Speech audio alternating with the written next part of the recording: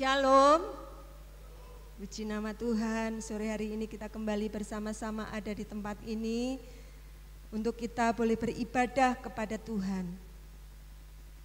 Petang hari ini kita akan bersama-sama melanjutkan topik pelajaran kita tentang Tuhan adalah gembalaku dari Mazmur pasal 23. Kemarin Pak Yadi sampaikan tentang Tuhan adalah gembalaku ayat 1 dan 2. Kita telah belajar tentang Jehovah Roy. Masih ingat minggu yang lalu Jehovah Roy itu apa Bapak Ibu Saudara?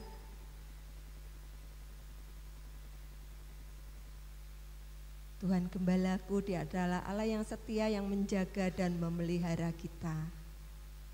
Tuhan adalah gembalaku, takkan kekurangan aku. Yang kedua kita belajar hari ini, takkan kekurangan aku. Jehovah Jireh, artinya apa? Tuhan yang menyediakan, Tuhan yang mencukupi. Dan yang ketiga kita belajar, Ia membaringkan aku di padang yang berumput hijau, Ia membimbing ke air yang tenang. Tuhan Jehovah Shalom, Dia adalah damai kita.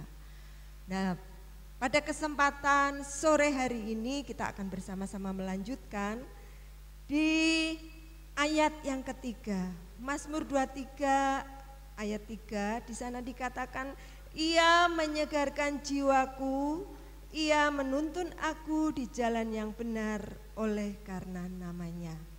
Ada dua bagian kita belajar tentang karakter Allah, tentang nama Allah, yaitu yang pertama yaitu Jehovah Rafa, Tuhan penyembuhku, Tuhan penyembuh kita.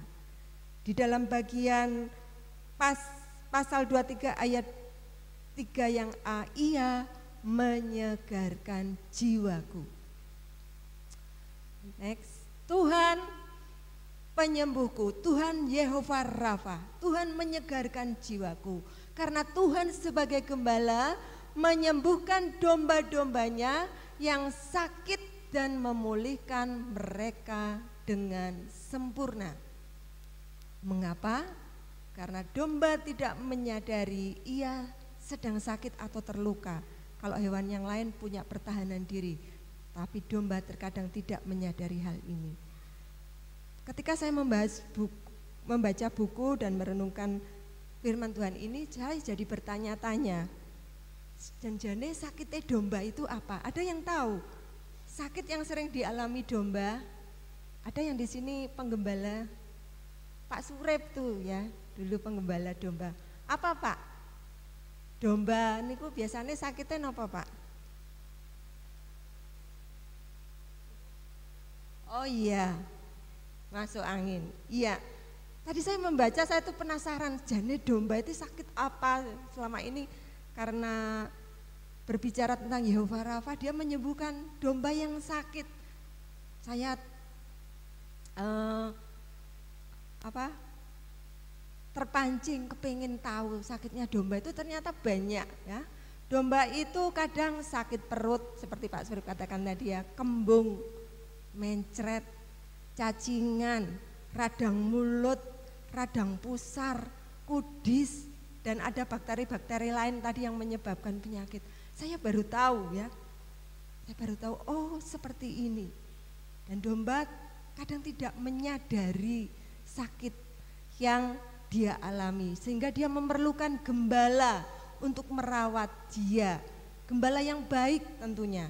Tadi saya membaca dengan agak cepat, kadang kembung itu disebabkan karena makan tidak teratur, rumputnya dalam keadaan basah. Ternyata ketika kita belajar kebenaran firman Tuhan dan meninggalin, oh jadi tahu seperti itu ya. Ternyata kalau domba yang sehat itu makannya harus teratur, rumputnya tidak boleh terlalu basah. Kalau rumputnya kotor, makanannya kotor, menimbulkan ada banyak bakteri, bisa menyebabkan radang mulut, radang pusar dan lain sebagainya. Nah, Tuhan ya sebagai gembala kita juga merawat kita. Seringkali di dalam kehidupan kita diibaratkan sebagai domba, digambarkan sebagai domba. Kita itu kadang banyak penyakitnya yang tidak kita sadari ya. Ada banyak hal di dalam kehidupan kita Ada saat kita mengalami kegelisahan, kekhawatiran, amarah, cemas, banyak permasalahan ya. Itu adalah penyakit-penyakit yang sering kita alami. Tapi Tuhan sebagai gembala kita, Dia dikatakan di sana menyembuhkan domba-dombanya yang sakit, merawat, memulihkan mereka dengan sempurna. Amin Bapak Ibu. Kita punya gembala yang baik yang merawat kita. Kita tidak dibiarkan sendiri. Ayat yang selanjutnya kita bisa melihat pelajaran dari Keluaran 15 ayat 26. Ya, Yehova Rafa ini diceritakan kisahnya tentang Musa sebagai gembala bangsa Israel membawa umatnya keluar dari tanah Mesir. Ketika itu mereka baru melalui Laut Tebrau, Laut Merah. 3 hari perjalanan menuju padang gurun Syur. 3 hari perjalanan tidak menemukan air. Sesampai di situ mereka menemukan mata air. Tetapi mata airnya itu pahit, tidak bisa diminum. Kemudian mereka bersungut-sungut, Musa ya, kami tidak bisa minum. Kemudian Musa berseru-seru kepada Tuhan dan Tuhan meminta Musa melihat sepotong kayu dan melemparkan kayu itu ke air yang pahit itu sehingga air yang pahit itu menjadi manis dan tempat itu dinamakan Mara karena air yang pahit. Ya. Next. Keluaran 15 ayat 26. Ya. Kejadian tadi yang saya ceritakan itu di ayat yang ke-5 sebelumnya, Tuhan sedang mencoba mereka, ya. Tuhan mencoba umat Israel ini setelah mengalami mujizat yang luar biasa menyeberangi Laut Tebrau. 3 hari tidak dapat air, airnya pahit. Dan apa yang dilakukan mereka? Mereka bersungut-sungut. Di sini Tuhan mengatakan firman-Nya, jika kamu sungguh-sungguh mendengarkan suara Tuhan Allahmu, melakukan apa yang benar di matanya, dan memasang telingamu kepada perintah-perintahnya dan tetap mengikuti segala ketetapannya, maka aku tidak akan menimpakan kepadamu penyakit manapun yang telah kutimpakan kepada orang Mesir. Sebab aku Tuhanlah yang menyembuhkan engkau. Ya, Tuhan sedang mencoba mereka dengan air yang pahit. Tidak mungkin ya Tuhan itu akan membawa umatnya sampai keracunan. Apa yang akan kau lakukan? Kamu baru mengalami mujizat yang luar biasa. Aku telah menunjukkan kepadamu. Dan pada kenyataannya mereka bersungut-sungut.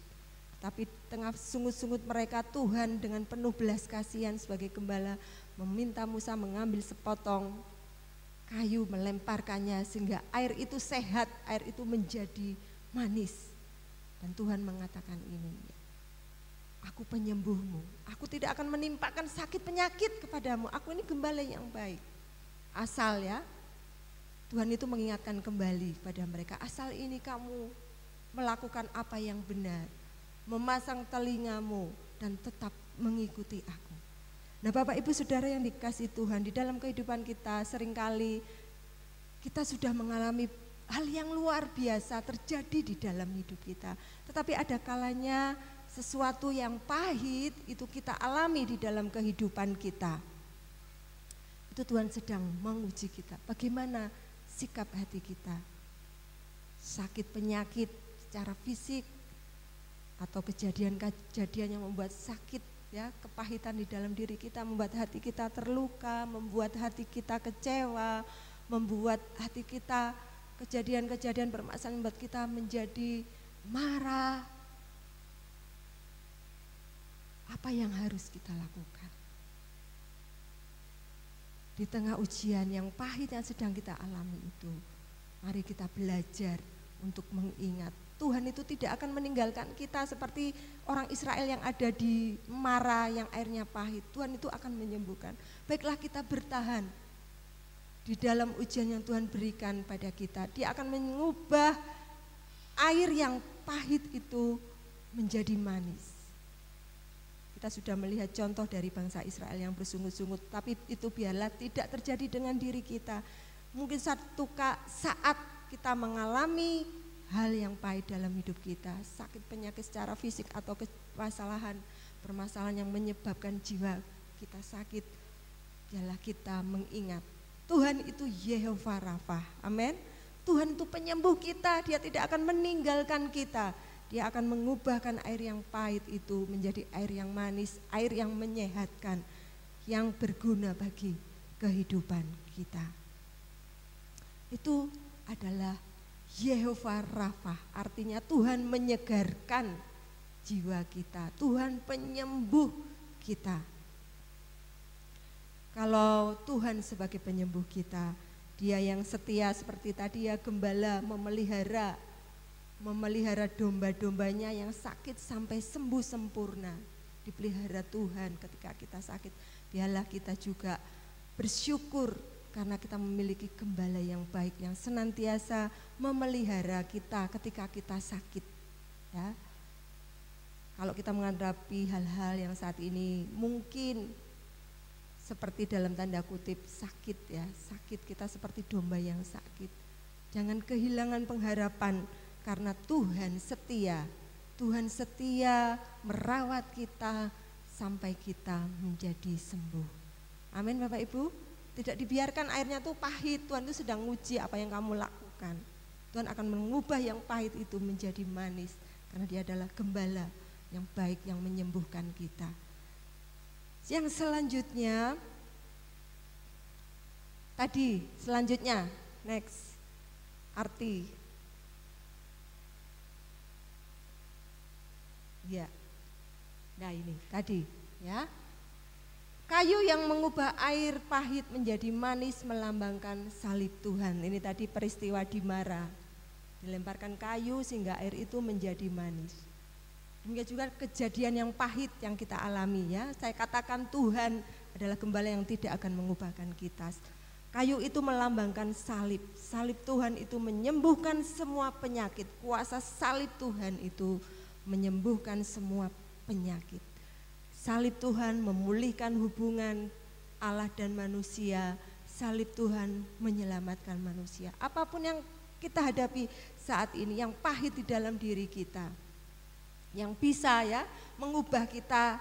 Tadi saya katakan kalau di Mara itu air pahit menjadi manis karena sepotong kayu. Kalau kehidupan kita sekarang ini, kalau kita sedang mengalami permasalahan, tidak dengan air kita cari kayu seperti Musa dilempar ke air kita minum, tidak, tetapi kita memandang salib Tuhan.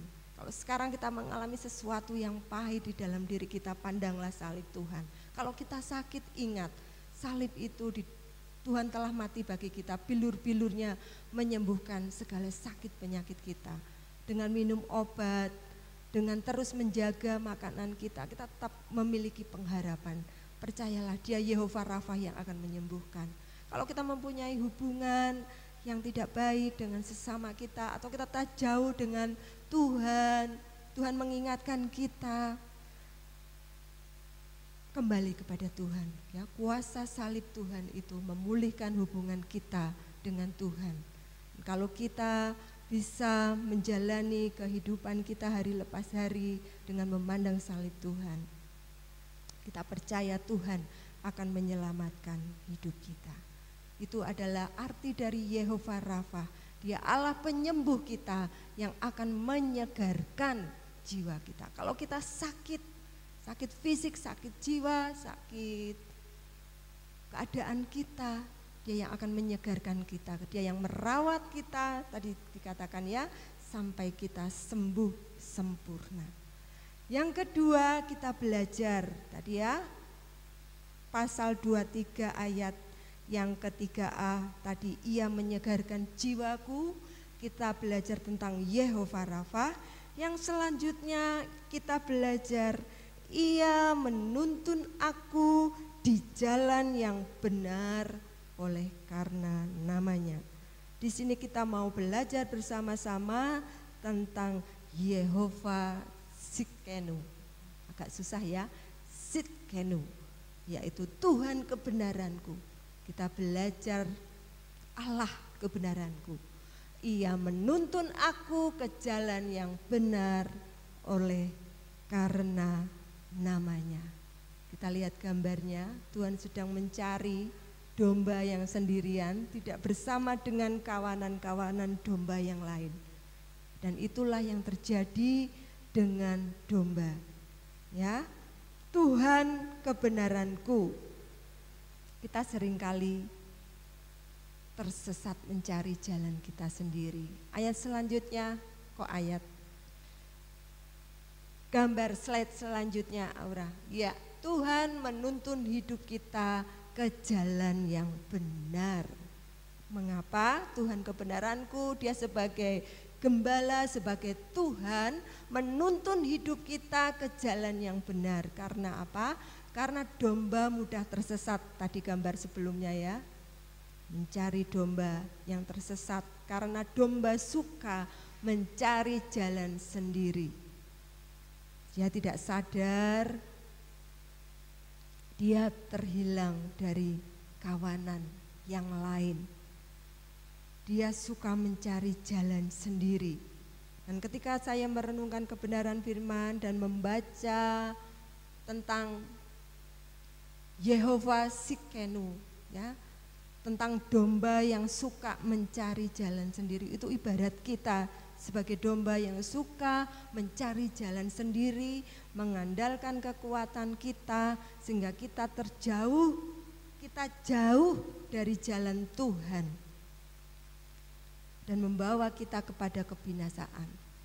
Dan ketika saya membaca dan belajar di situ, ketika kita mengandalkan kekuatan kita sendiri, ketika kita mencari jalan kita sendiri, itu adalah sesuatu dosa di hadapan Tuhan. Ya, ada banyak dosa, dan salah satu dari dosa adalah ketika kita mencari jalan kita sendiri, tidak meminta petunjuk Tuhan, ketika kita mengandalkan kekuatan kita sendiri, itu adalah dosa di hadapan Tuhan. Karena dengan kita mencari jalan kita sendiri, kita terjauh dari jalan Tuhan, menyebabkan kita tersesat. Seperti domba tadi ya, menyebabkan kita tersesat dari jalan yang Tuhan tentukan. Ya, sebagai contoh kan, kalau kita sudah mengerti kebenaran, kita tidak melakukan, itu namanya kita seperti domba sesat. Sudah tahu jalannya ini, tahu kebenaran, tapi kita tidak melakukan, tapi kita malah ke sana, mengabaikan. Nah, seperti itu. Kita seringkali melakukannya seperti domba yang sesat. Nah, di dalam perjanjian lama, Yehova Sitkenu ini muncul di dalam Yeremia 23 ayat 5 dan 6. Yeremia mempunyai, saya ceritakan, tugas untuk memperingatkan raja dan umat Yehuda untuk kembali kepada Tuhan. Atau ketika mereka melenceng, Yeremia sebagai nabi Tuhan ditugaskan untuk membawa mereka kembali. Dan kita tahu raja mempunyai suatu tugas. Kalau tadi sebelumnya kan Musa dikasih tugas ya, Musa hakim-hakim untuk membawa bangsa Israel mengerti apa yang Tuhan inginkan. Nah, tiba saatnya dalam masa raja-raja, penggantinya adalah raja yang memimpin umat Tuhan, bangsa Israel. Raja itu berkuasa, punya otoritas, membawa mereka dekat kepada Tuhan. Tetapi banyak raja yang tidak melakukan tugasnya dengan baik. Mereka malah membawa umatnya, bangsa Israel ini, menyembah berhala, sehingga itu mendukakan hati Tuhan. Dan pada akhirnya sampai karena kedegilan bangsa Israel, kejahatan bangsa Israel yang menyembah Allah lain, Tuhan menghukum mereka, mereka harus dibuang. Yeremia di sini sebagai nabi Tuhan sudah mengingatkan. Dia hidup di masa Raja Yosia sampai Raja Sedekia, sampai bangsa Israel itu, saya membaca tadi sebentar, bulan kelima mereka dibawa ke pembuangan.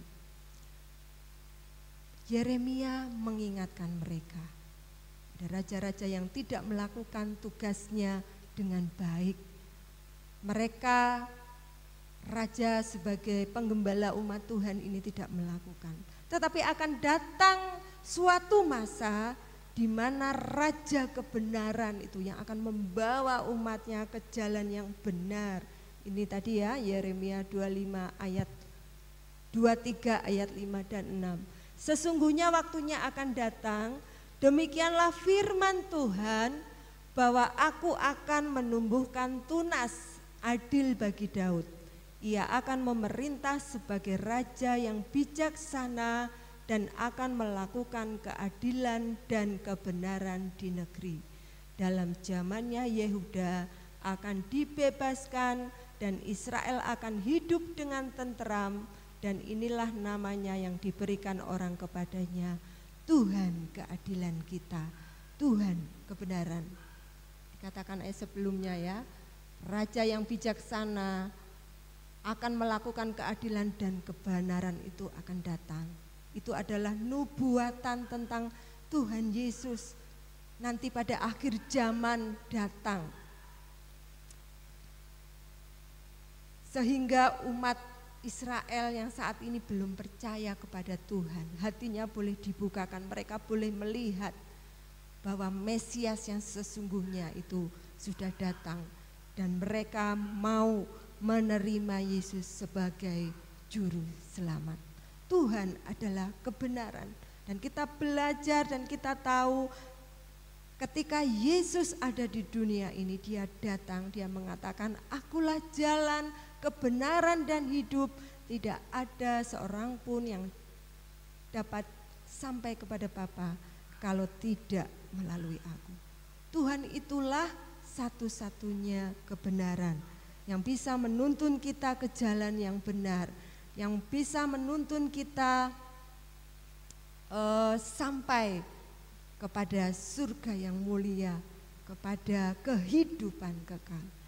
Lah Bu, tapi aku tidak melihat Tuhan ini sekarang. Bukankah ketika Tuhan Yesus kembali ke surga, dia berjanji dia mengirimkan Roh Kudus. Roh yang kuberikan kepadamu itu akan menuntun kamu ke dalam segala kebenaran. Kita memiliki Roh Kudus di dalam diri kita, supaya kita bisa mengerti kebenaran Tuhan.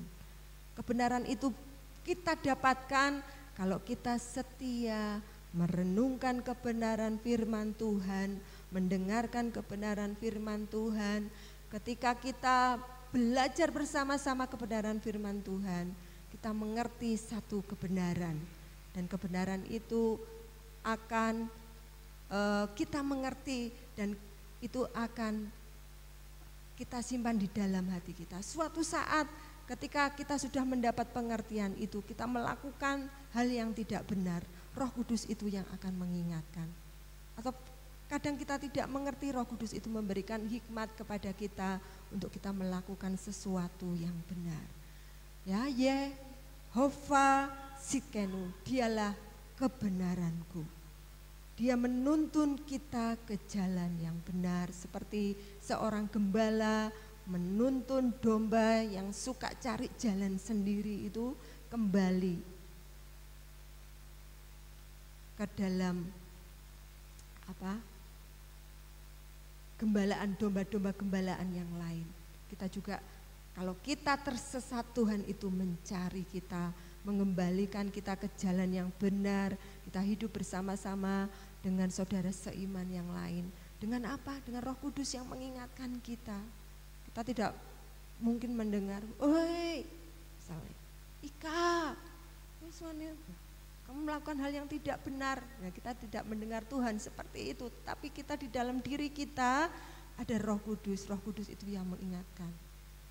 Saya yakin dan percaya kalau kita terbiasa berkomunikasi dengan Tuhan, hidup dengan Tuhan, membaca kebenaran firman Tuhan, Roh Kudus itu akan berbicara kepada kita saat kita mulai mencari jalan kita sendiri. Pelajaran yang sangat berharga yang boleh saya sampaikan kepada Bapak Ibu ketika saya merenungkan kebenaran firman Tuhan. Itu tadi, ketika saya berjalan sendiri tidak melibatkan Tuhan di dalam hidup saya, itu merupakan dosa. Itu mendukakan hati Tuhan. Saya teringat di ayat di dalam Perjanjian Lama itu kan ada ayat yang mengatakan terkutuklah orang yang mengandalkan kekuatannya sendiri. Ya, Tuhan tidak tidak menyukai, tidak menyenangi kalau kita mengandalkan kekuatan kita sendiri. Dia sebagai gembala kita kepengen, Tuhan itu kepengen kita sebagai dombanya nurut dia. Ya, kita manut, istilahnya seperti domba itu dituntun ke jalan yang benar. Nah, biarlah kita sebagai anak-anak Tuhan, kita mau belajar dari pelajaran ini. Ya, next yang terakhir, Yesus adalah kebenaran. Tuhan sebagai kebenaran kita. Maksudnya Tuhan menjadi standar kebenaran kita. Ya. Standar kebenaran kita adalah firman Tuhan, Tuhan sendiri. Karena Yesus mengatakanlah, akulah kebenaran dan hidup. Tidak ada seorang pun yang datang kepada Bapa kalau tidak melalui aku. Kebenaran kita itu ya sesuai dengan firman Tuhan apa enggak? Ya, sesuai dengan kemauan Tuhan apa enggak? Bagaimana Bu Ika tahu caranya? Apapun yang kita alami, apapun yang kita kerjakan, saya katakan tadi, libatkan Tuhan di dalam hidup kita. Jangan menggunakan kekuatanmu. Apapun yang kita lakukan, kalau di situ muncul damai sejahtera, berarti Tuhan berkehendak. Tuhan setuju istilahnya dengan apa yang akan kita lakukan.